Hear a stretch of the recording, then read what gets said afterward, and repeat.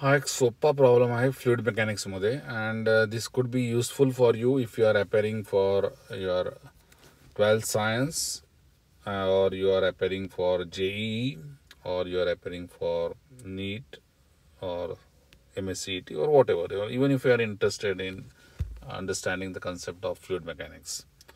So what is the concept? The concept is simple. You must know that pressure exerted at equal height in the liquid column is the same.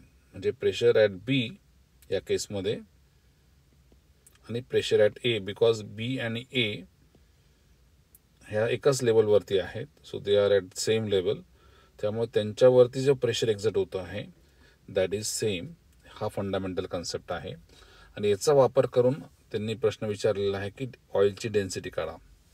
तर तुम्हाला दिसतं आहे याच्यामध्ये की there is a you tube and in this you tube there is water as well as there is oil. So oil will exert some pressure and water would exert some pressure. Oil मुळे pressure exert होतं आहे. That ऑइलमुळे जे pressure exert होतं आहे ते कसं काढणार, तर तुम्हाला ही हाईट माहिती पाहिजेत. तर ही हाईट किती आहे, सो डायग्राममध्ये नीट बघितलं तर ती हाईट आहे एल प्लस डी. एलची व्हॅल्यू दिलेली आहे 135 mm आणि डीची व्हॅल्यू दिलेली आहे 12.3 mm. So height of oil is L plus D, which is 135 plus 12.3 mm म्हणजे into 10⁻³ meters. ही झाली हाईट ऑफ ऑइल.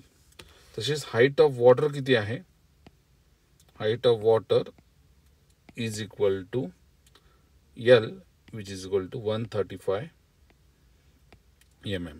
हे जर तुम्हाला समजलं आणि तुम्हाला हा जो एक्सप्रेशन बेसिक एक्सप्रेशन माहिती असेल की height of liquid column h जर असेल तर त्याचा जो प्रेशर आहे, pressure exerted by the liquid column is given by the expression rho g h. Rho is the density of that liquid, g is the acceleration due to gravity and h is the height of that liquid column.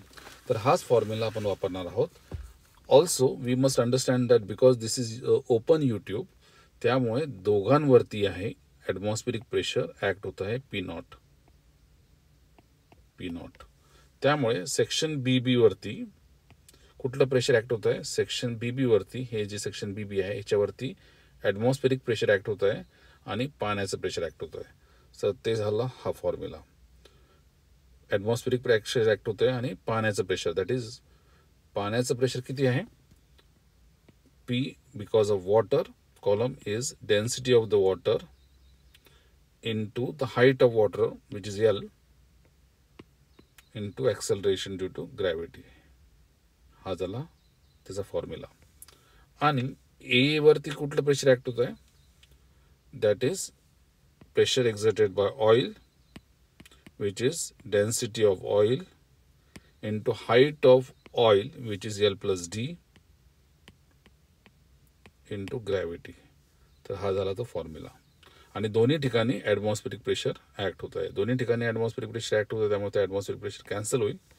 आणि तुम्ही जर हे नीट बघितलं तर formula आता solve करायला सोपा आहे. हा जो एल प्लस डी जी आहे, जी पण कॅन्सल होईल, म्हणजे उरेल काय, density of water into L is equal to density of oil into L plus d. Okay.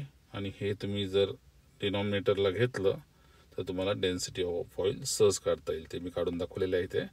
आणि हे जर तुम्ही सॉल्व केलं तर तुम्हाला लक्षात येईल की त्याची व्हॅल्यू आहे पाण्यापेक्षा कमी, which is 916 kg/m³. So the answer for finding this density of oil is 916 kg/m³, where you know that density of water is 1000 kg/m³.